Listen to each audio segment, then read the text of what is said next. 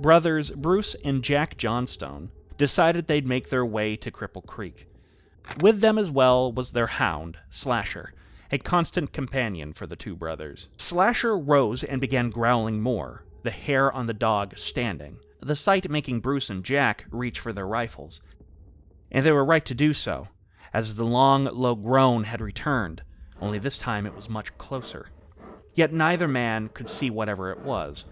They didn't really need to. Watching Slasher was enough to know that whatever had stealthed its way toward them wasn't any good.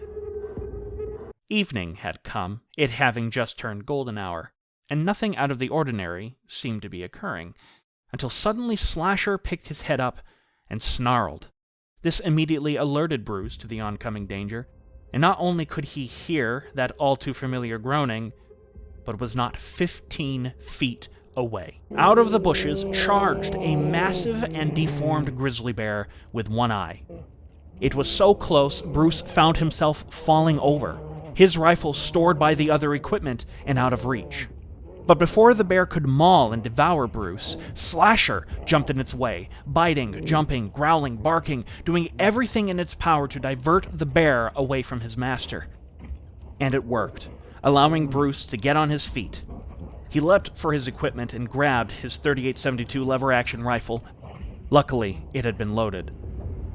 Bruce then heard a loud whine, the sound coming from Slasher, and he watched as Old Groaner raised one of its paws and swiped hard at the dog. The claws sliced through him, sending Slasher through the air and smashing against a nearby tree. But Bruce was now ready.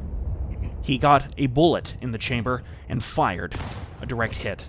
Despite being hurt, Slasher appeared, getting closer to Bruce. He examined his dog, discovering the wounds weren't terrible, and that Slasher would be fine overall. No doubt he hugged the dog then, thankful and lucky for having such a loyal and dutiful friend. He began to move in, looked to discover more of the strange bear, but heard a snap up the creek. There stood another bear, watching them, perhaps wanting to take claim over the corpse lying at Bruce's feet.